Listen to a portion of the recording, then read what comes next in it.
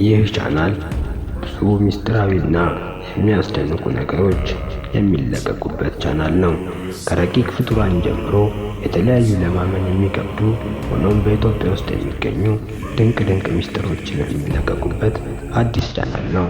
ይህንን ቻናል ሼር፣ ላይክ፣ ሰብስክራይብ አድርጉ።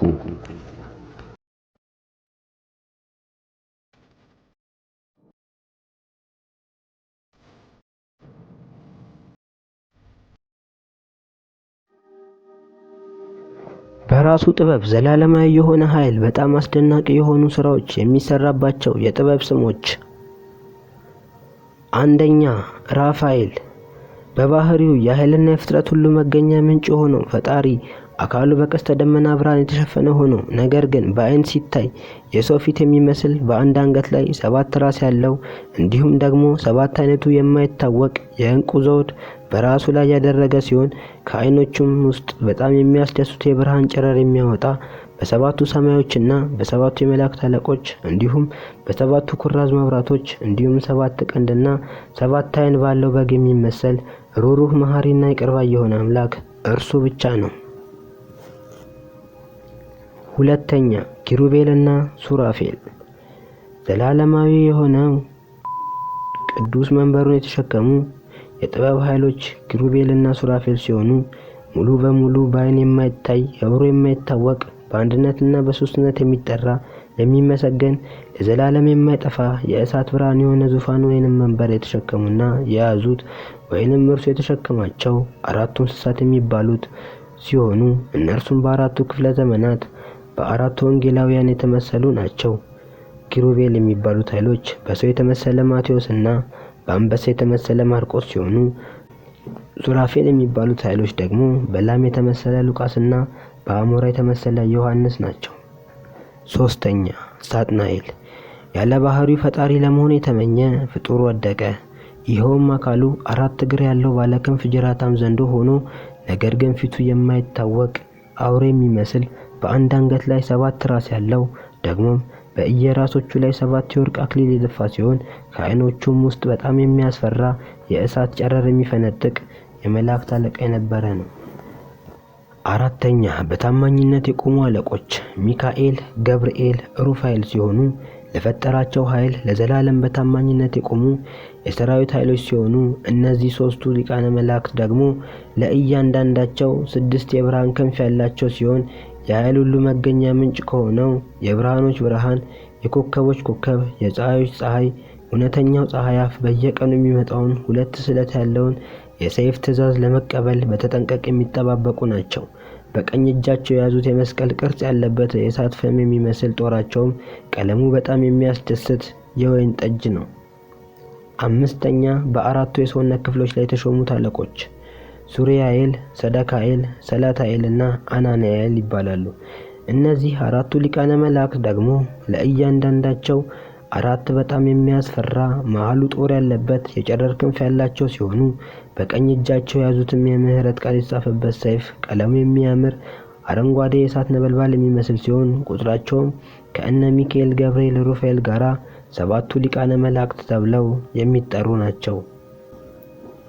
ስለዚህ እነርሱም ትእዛዝ የሚቀበሉት በቀጥታ ሁሉን ከፈጠረ ፍጥረት ሁሉ የእርሱ ከሆነው የብርሃን ኃይል ሁሉ ምንጭ ሆነው በፍጡር አይን የማይታይና ከሚያቃጥል መለኮታዊ የፀሐይ ልሳን አንደበት ሲሆን በአራቱ ባህሪያተ ሥጋ ማለትም በየሥጋ ጸባያት ለሚፈጸመውን የምህረትና የቁጣ ማለትም የመቅሰፍትን ትእዛዝ ተቀብለው ሳይውል ሳያድር በከፍተኛ ፍጥረት ተግባራዊ እንዲሆን ያደርጋሉ። ቢሆንም በመሬት ላይ ያለውን ትእዛዝ የሚቀበል ሱራኤል ሲሆን በውሃ ላይ ያለውንም ሰዳካኤል ነው። እንዲሁም በእሳት ያለውን ደግሞ የሚቀበል ሰላታኤል ሲሆን በነፋስ ያለውን ደግሞ አናንያኤል ነው የሚቀበለው። ስድስተኛ፣ 3ቱ ባህሪያተ ነፍስ የአምላክ ናቸው። 3ቱ ባህሪያተ ነፍስ ማለትም የነፍስ ተግባር ወይንም ስራ ዘላለማዊ የሆነ የእግዚአብሔር ባህሪ ናቸው። ማለትም ሰውን በአርአያችንና በአምሳላችን እንፍጠር ባለበት ሰዓት የሰው ስጋ ከአራቱ ባህሪያት የተዋሃደ ነው። ማለትም ከመሬትና ከውሃ ከእሳትና ከነፋስ ሲሆን 3ቱ ባህሪያተ ነፍስ ማለት ደግሞ ህያዊት፣ ለባዊት፣ ነባቢት ናቸው። ለባዊት ማለት አብ ነው። ህያዊት ማለት መንፈስ ቅዱስ ሲሆን ነባቢት ማለት ደግሞ ወልድ ነው። ስለዚህ እግዚአብሔር አብ፣ እግዚአብሔር ወልድ፣ እግዚአብሔር መንፈስ ቅዱስ የራሱን ባህሪ ከአዳም ባህሪ ጋር በማዋሃድ ነው ሰውን ባህሪያችንና በመልካችን እንፍጠር ያለው። ሰባተኛ አምስቱ ሊቃነ መላእክት የአራቱ ማዕዘን ዓለም ሹሞች ኡራኤል፣ ራጉኤል፣ ፋኑኤል፣ ሳቁኤልና አፍኒናኤል ሲባሉ የእነዚህም ኃይላት ቁጥራቸው ከላይ ከተጠቀሱት ከሰባቱ ሊቃነ መላእክት ጋር ተደምረው 12ቱ ሊቃነ መላእክት ተብለው የሚጠሩ ሲሆኑ ለፍጥነት እንዲያመቻቸው ለእያንዳንዳቸው 8 ክንፍ ያላቸው ሲሆን ክንፋቸውም ቀለሙ አረንጓዴ፣ ቢጫ፣ ቀይ፣ ሰማያዊና የወይን ጠጅ ነው። የእነዚህም ኃይላት ቁጥራቸው ከሰባቱ ሊቃነ መላእክት ጋር ተደምሮ 12ቱ ሊቃነ መላእክት ተብለው የሚጠሩ ሲሆኑ ለፍጥነት እንዲያመቻቸው ለእያንዳንዳቸው 8 ክንፍ አሏቸው። የክንፋቸውም ቀለሙ አረንጓዴ፣ ቢጫ፣ ቀይ፣ ሰማያዊና የወይን ጠጅ ነው። የሚታዘዙትን ትእዛዝ በቀጥታ ከፀሐዩ ፀሐይ የሆነና ለዘላለም የማያቋርጠው ኃይል ሲሆን ትእዛዙን ተቀብለው ወደ አራቱ ማዕዘን ዓለም ይላካሉ። ይኸውም የምስራቁን ክፍል የሚቆጣጠረው መልአከ ኡራኤል ሲሆን ምዕራቡን ደግሞ ራጉኤል ነው። እንዲሁም ሰሜኑን የሚቆጣጠረው መልአከ ፋኑኤል ሲሆን ደቡቡን ደግሞ ሳቁኤል ነው የሚቆጣጠረው። በአራቱ ማዕዘን ያለውን ክፍት ቦታና በዓለም ዙሪያ ያለውን ሁሉ የሚቆጣጠረው መልአክ ደግሞ አፍኒናኤል ከ99 ሰራዊት ማለትም ነገደ መላእክት ጋር ሆኖ ነው። ስምንተኛ በአይን ሲታዩ የሚያስደንቁ ኃይሎች የሰው መልክ፣ የበግ መልክ፣ የአሞራ መልክ፣ የአንበሳ መልክና የተኩላ መልክ ናቸው። የሰው መልክ የሚመስለው ኃይል እግሩ እንደ አንበሳ እግር ሆኖ እጅና ፊቱ እንደ ሰው የሆነ የስንዴ ዘለላና የፀሐይ ምልክት ያለበት ሞላላ ዘውድ በራሱ ላይ ያደረገ ነው። የበግ መልክ የተባለው ኃይል ደግሞ እጅና እግሩ ሰውነቱ በሙሉ እንደ ሰው መልክ ሆኖ ከአንገቱ በላይ ግን 4 ቀንድ ያለው በግ የሆነ የዘንባባና የፀሐይ አይነት ምልክት ያለበት ደፍጣጣ የሆነ ዘውድ በራሱ ላይ የደፋ ነው። የአሞራ መልክ የሚመስለው የተባለው ደግሞ እግሩና እጁ ሰውነቱ በሙሉ ልክ እንደ ሰው አካል ሆኖ ከአንገቱ በላይ ብቻ የአሞራ ፊት የሆነ የዘንዶና የፀሐይ ጨረር ያለበት ክብ የሆነ ዘውድ በራሱ ላይ ያደረገ ነው።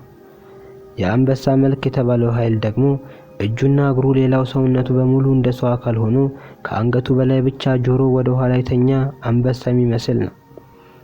የተኩላ መልክ የተባለው ኃይል ደግሞ እጁና ደረቱ እስከ ወገቡ ድረስ እንደ ሰው አካል ሆኖ እግሩ ደግሞ የፈረስ ኮቴ የሚመስል ከአንገቱ በላይ ደግሞ ጆሮውን ወደ ላይ ቀጥ ብሎ የቆመ ሲያዩት በጣም የሚያስፈራ የተኩላ ገጽ ነው። እንደነዚህ አይነቱ ፍጥረታት ከማድነቅ በስተቀር በሰው አእምሮም የሚመረመሩ አይደሉም። ቢሆንም ለእያንዳንዳቸው 4 ሰማያዊ ክንፍ ያላቸው ሲሆን የተደበቁ ልዩ ልዩ ምስጢሮችንና የጥበብ ስራዎችን ለሰው ልጆች እንደሚገልጹ ይነገርላቸዋል። እነዚህ የተገለጹ ኃይሎች በዓለም ውስጥ በጣም አስደናቂ የሆኑ ስራዎችንና ስነ ጥበቦችን የሚያሰሩ እነርሱ መሆናቸውን የስነ ከዋክብትና የስነ ፍጥረት ተመራማሪዎች የሆኑት የጥንት ኢትዮጵያውያን ሊቃውንት ወይንም አባቶች ጽፈዋል። በተለይም በኢትዮጵያ ውስጥ በመሬት በባህር የተደበቁ ወይንም የተቀበሩ ልዩ ልዩ የሆኑ ህንጻዎች፣ ፒራሚድ፣ ባለ 3 ማዕዘን ከተሞች መኖራቸውንና እንዲሁም በተለያየ ቅርጽ ያላቸው ሐውልቶችን ጭምር እንደሚገኙ አስረድተዋል። ሐሜነስ መዝገበ ሰማያት አውደ ከዋክብት በሚል ርዕስ በ1900 ከክርስቶስ ልደት በፊት የተጻፈ ሲሆን ሄኖክ አዶናይ የፍጥረት ሁሉ ምንጭ የሆነው የፀሐዩ ፀሐይና ስራዎቹ በሚል ርዕስ በ800 ክርስቶስ ልደት በፊት ከእነዚህ መጽሐፎችን በሚገባ ያስረዳሉ። ከላይ የተጠቀሱትን መጽሐፍት በታወቀው ቦታም በዋልድባ ውስጥም ይገኛሉ።